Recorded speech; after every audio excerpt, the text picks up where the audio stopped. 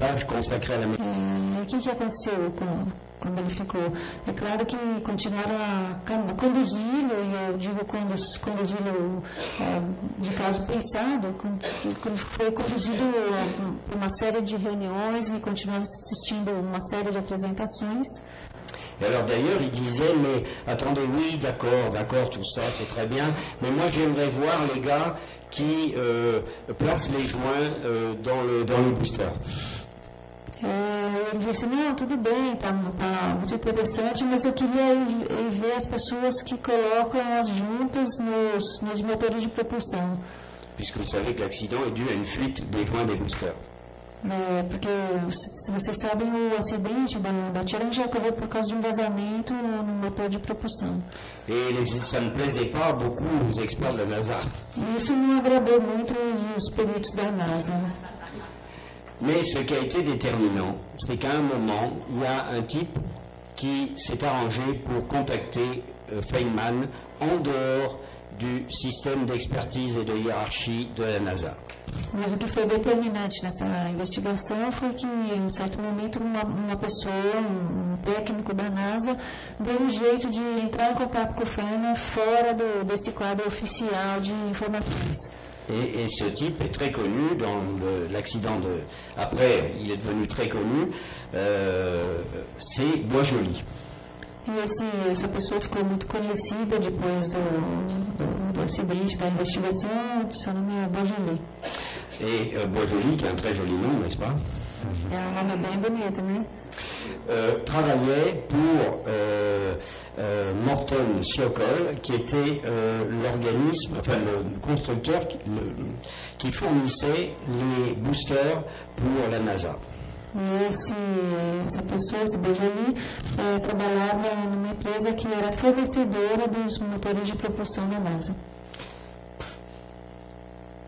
Et évidemment, il a suffi que Boisjoli parle à Feynman pendant peut-être, je ne sais pas, personne ne le saura, un quart d'heure, une demi-heure, pour que d'un seul coup s'ouvre tout un champ d'investigation.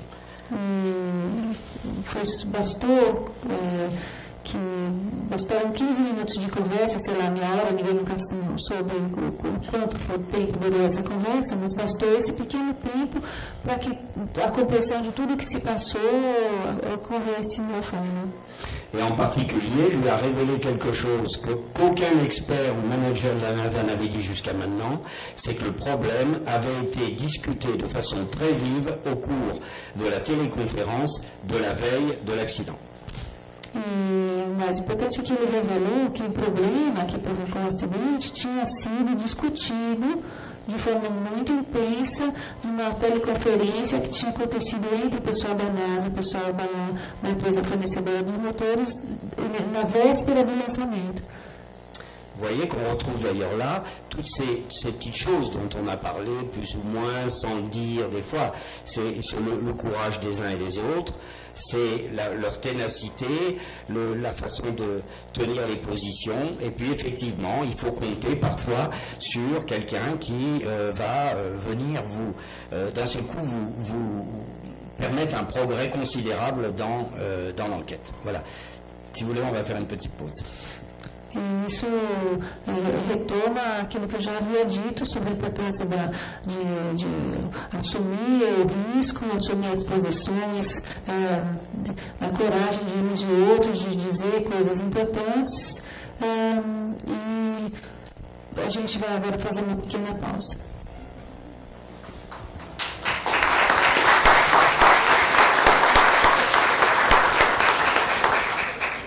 Bem, convidamos os senhores a participar de um cafezinho no andar de baixo. Por favor, saiam aqui pela porta principal e desçam até o andar de baixo pelos elevadores ou pela escada verde. E nós teremos 15 minutos. Eu gostaria de pedir para que os senhores, no retorno, desligassem os celulares, que eu esqueci de avisar anteriormente. Por favor. Grata.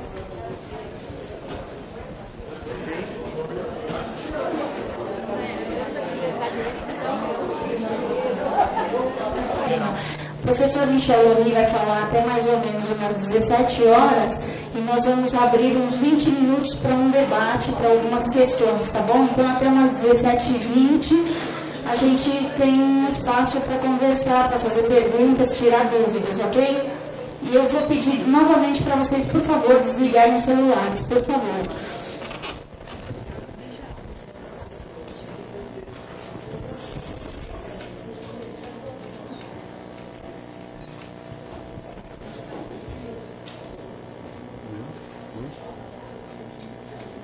E Roberto, outro problema. Tem um problema técnico ali? A gente pode começar? Pode começar? C'est bon. Donc, je vais essayer de terminer, pas trop tard. Eu vou tentar terminar nossa tarefa. Donc, je vais parler de la nécessité de croiser l'approche causaliste, l'approche par des documents écrits, des statistiques, des chronologies, etc., et l'approche subjective apportée par les opérateurs. Portanto, eu havia falado sobre a necessidade de misturar a abordagem objetiva de investigação causal, feita através da análise de documentos, a criação de uma cronologia exata do acontecimento, com uma abordagem mais subjetiva, ligada à impressão dos operadores sobre o que se passou. Subjective, mais il faut faire bien sûr l'hypothèse qu'il s'agit de professionnels qui donc émettent des avis tout à fait documentés et circonstanciés sur leur connaissance des problèmes de sécurité.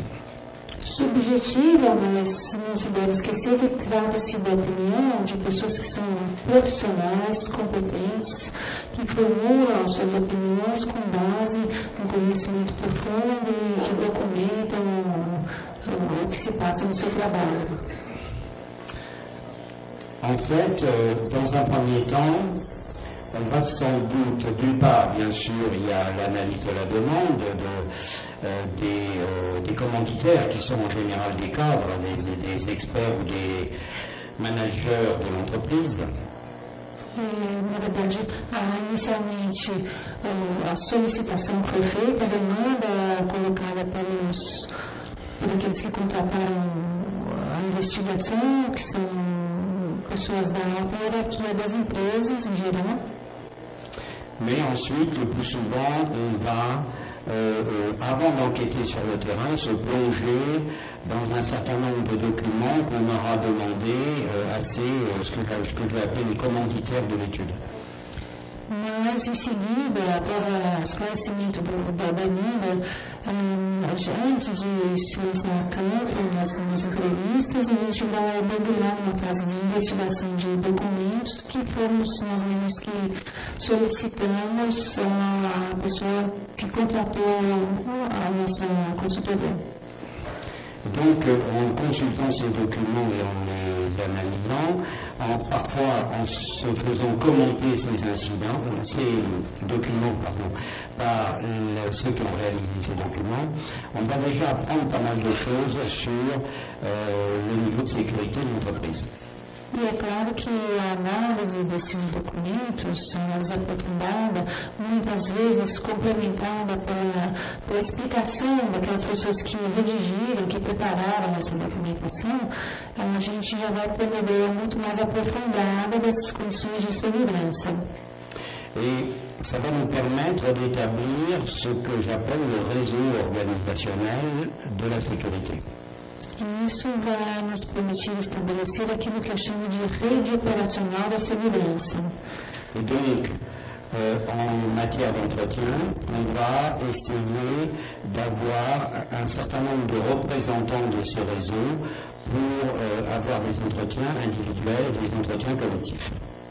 Portanto, na fase das entrevistas, a gente vai estabelecer privilegiar o comparecimento de um certo número de representantes dos diferentes órgãos dessa rede de segurança, para entrevistas individuais ou coletivas.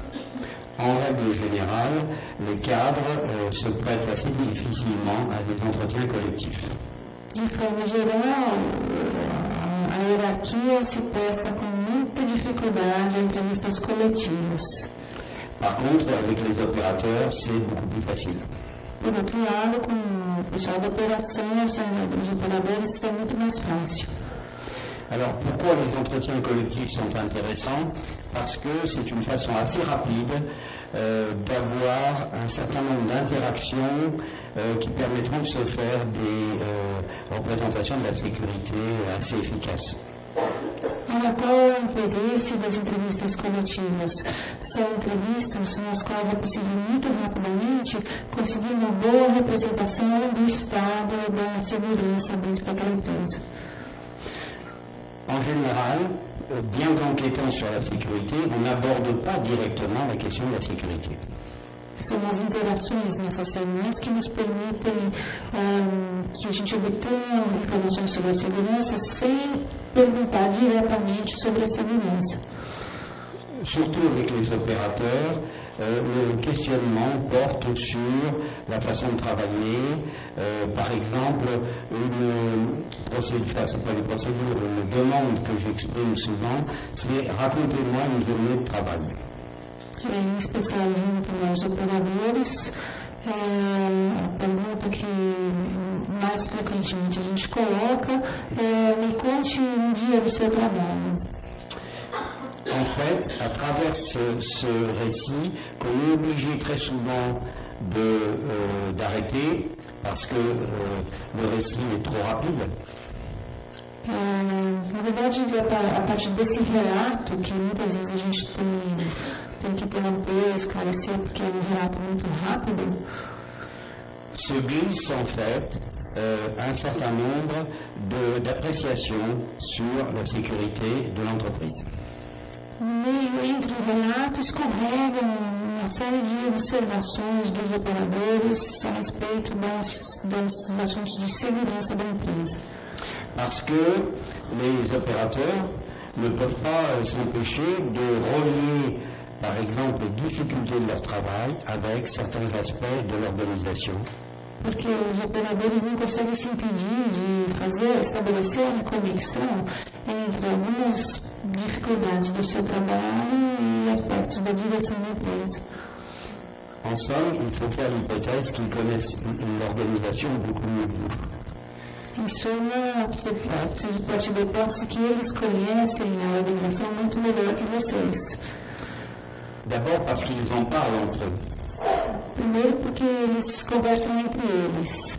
Pendant le travail, dans les heures de pause, de repos, dans les vestiaires, etc. Em vários momentos, durante a hora do trabalho, nos momentos de pausa, no vestiário. Et en fait, ils élaborent en permanence ce que j'appelle des mini-diagnostics. Ils font de petites analyses de leur situation et ils les font collectivement. E eles fazem constantemente, todo o tempo, o que eu chamo de mini-diagnósticos, pequenas análises, e eles fazem esses diagnósticos coletivamente. Et donc, si vous avez leur confiance, ils vous font très vite partager tout ce travail qu'ils ont fait bien avant vous. E, portanto, se vocês conseguirem obter a sua confiança, eles vão passar esse trabalho que eles fizeram muito antes que vocês. Et je pense que par ailleurs, c'est peut-être là où la subjectivité intervient le plus. Il y a la façon dont ils vous font part de leurs alarmes ou des mises en garde concernant la sécurité. E talvez, do ponto de vista subjetivo, o que é mais importante não é a forma como eles contam para você, como eles enunciam os avisos, os sinais de cuidado sobre a segurança. Il peut arriver même que ça prenne des tours un peu dramatiques. Pode até mesmo ocorrer que esse relato, essa explicitação subjetiva, tome contornos dramáticos. Parce que lors d'une enquête, par exemple, nous avions l'autorisation d'enquêter auprès d'un groupe de 7 à 8 agents d'un département. Por exemplo, em uma investigação que a gente fez, a gente tinha obtido autorização para entrevistar, investigar junto a esses 7 operadores de um departamento. Alors, ces 7 ou 8 agents étaient bien là, mais il y en avait au moins 12 de plus. Tinha lá com a gente esses 7, 8 operadores, mas além desses havia outros 12. Parce que ces autres agents avaient saisi une opportunité de venir dire des choses qu'ils n'avaient à dire à personne. Ils ne trouvaient personne pour entendre ces choses. E esses que tinham vindo conversar com a gente usavam essa oportunidade para conseguir falar coisas que eles queriam dizer, mas que ninguém queria escutar. Et suivant la façon dont ils le disent, on sent bien éventuellement l'urgence, la gravité, etc. E de acordo com a forma como eles se exprimem, a gente percebe bem a urgência, a gravidade das situações, etc. Personnellement, ce qui me rend toujours, comment dirais-je, me met dans une situation difficile. Pessoalmente, aquilo que, como é que eu posso explicar, me coloca sempre numa situação difícil. C'est plutôt quand les gens disent rien ou pas grand-chose. Nas situações em que as pessoas não dizem nada, dizem muito pouca coisa. Et lorsque j'ai commencé à enquêter, j'étais débutant, j'avais un fantasme, une sorte de fantasme, c'était que j'arrive pas à faire parler les gens.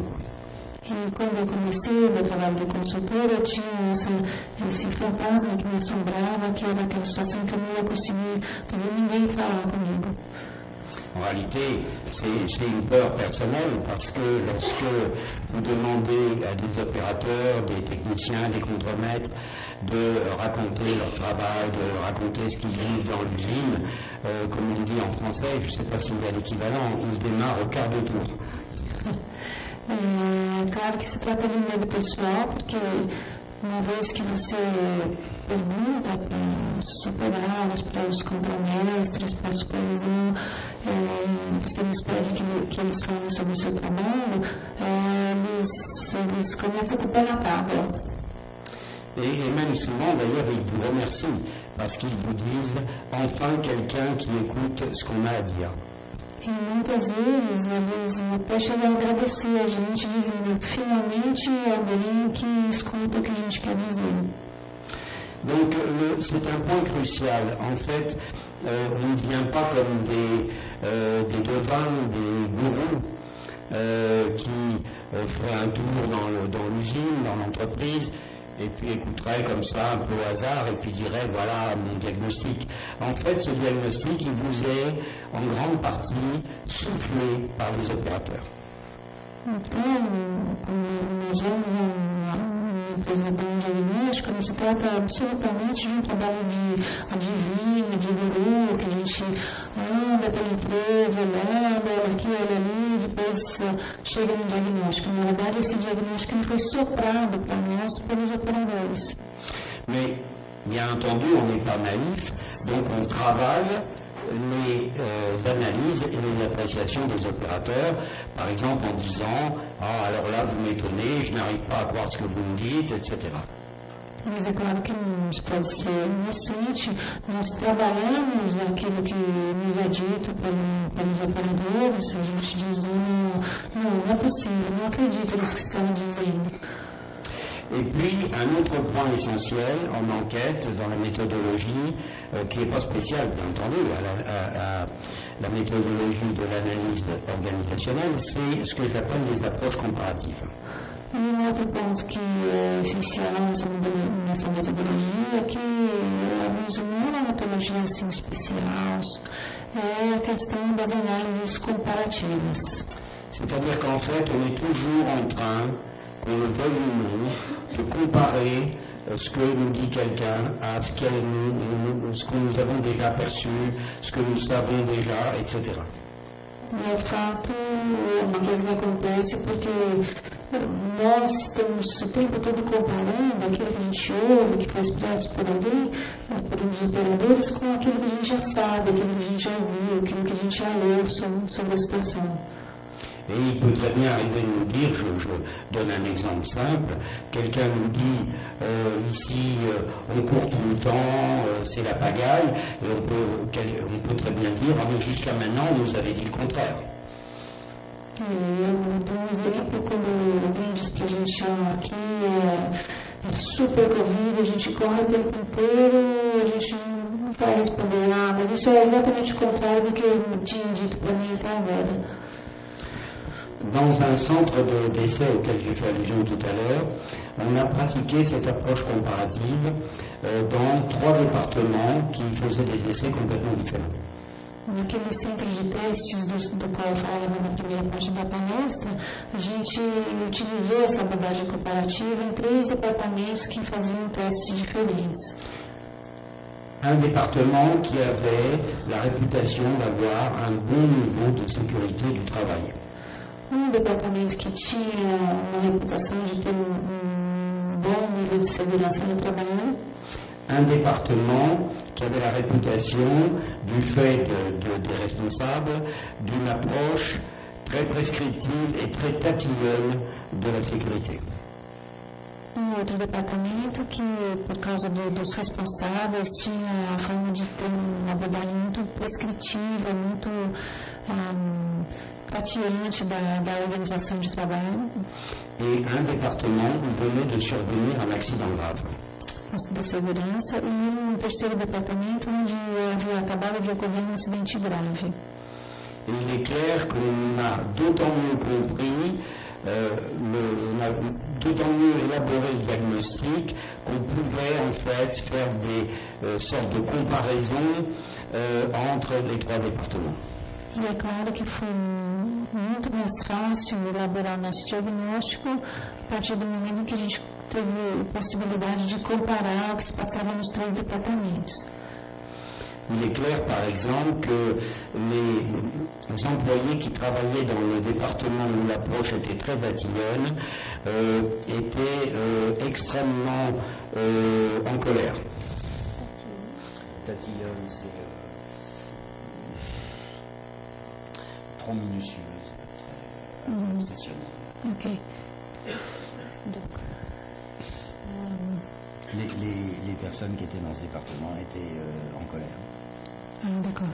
Foi possível perceber que aquelas pessoas que trabalhavam no departamento que tinha aquela abordagem muito minuciosa, traduzir errado, aquela abordagem muito minuciosa da segurança, muito detalhista, eram pessoas que estavam encolerizadas.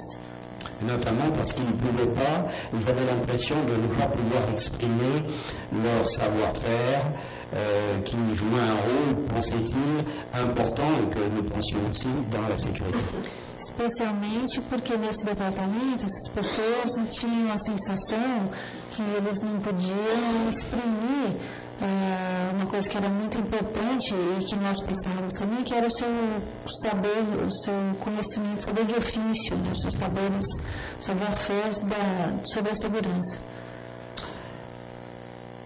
Je l'ai déjà dit, je crois, hier ou avant-hier.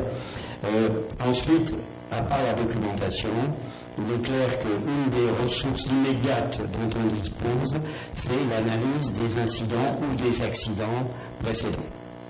Eu já disse anteriormente, mas vou repetir, além da análise dos documentos, é muito importante a análise dos incidentes prévios ou dos acidentes.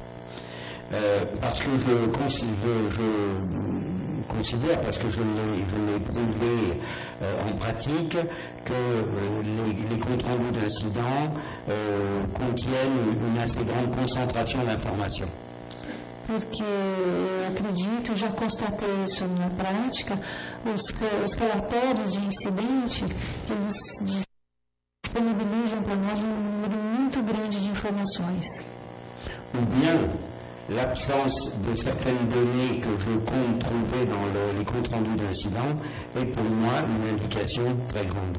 Ou, por outro lado, a ausência de informações que eu esperava encontrar no relatório de incidente também é muito informativa. L'autre point essentiel, c'est que dans la conception que j'ai de l'analyse du diagnostic de sécurité, c'est que je pense que nous devons être adossés à une connaissance assez approfondie des accidents. Outro ponto fundamental que eu acho que contribui para o diagnóstico que se deve fazer em termos de segurança Approfondir des accidents.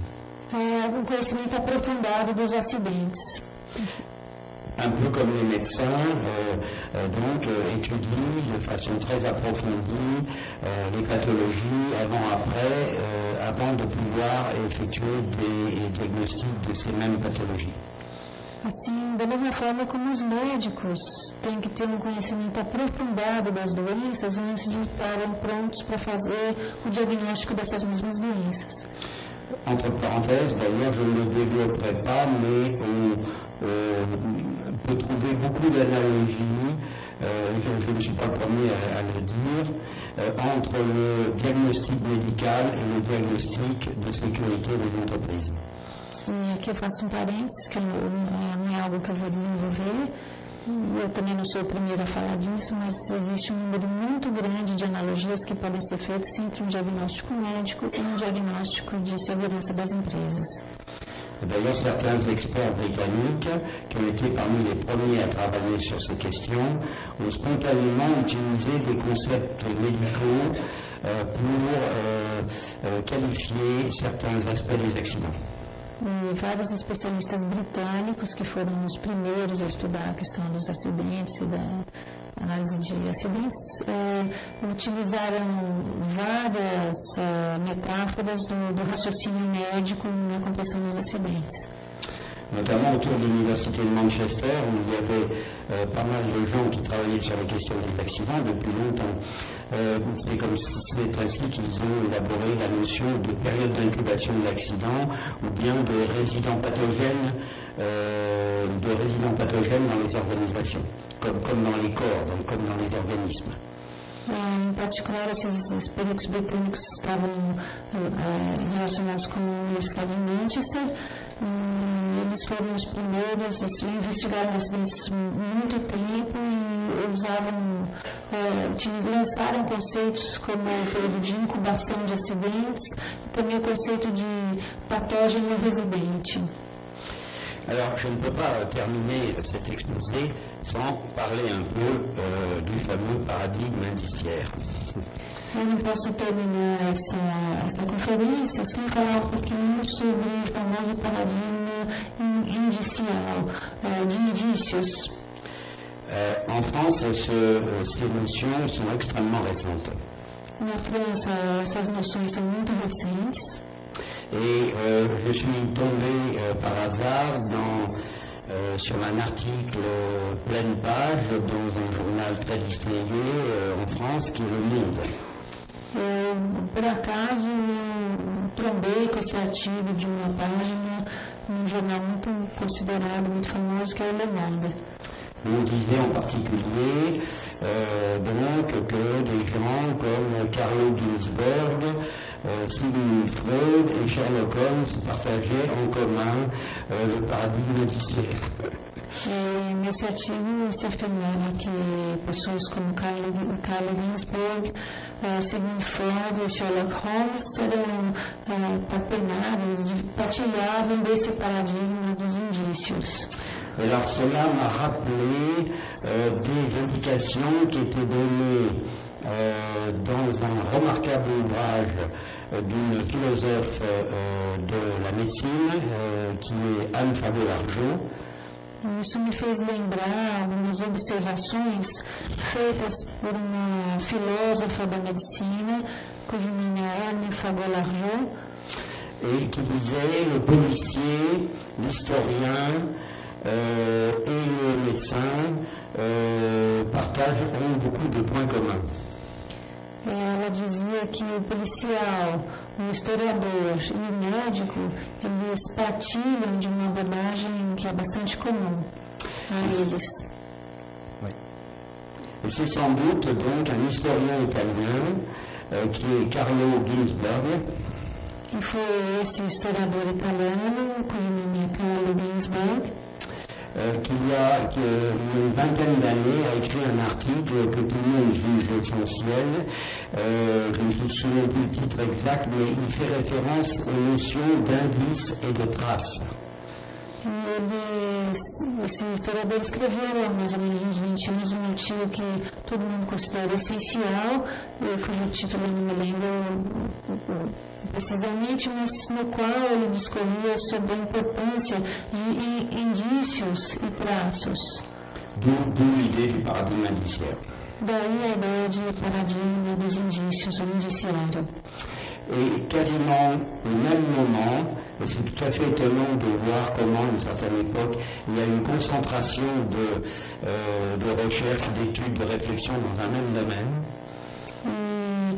É impressionante notar como em determinadas épocas há uma concentração de estudos diferentes sobre o mesmo domínio, sobre o mesmo campo. Une sociologue française a fait paraître un ouvrage tout à fait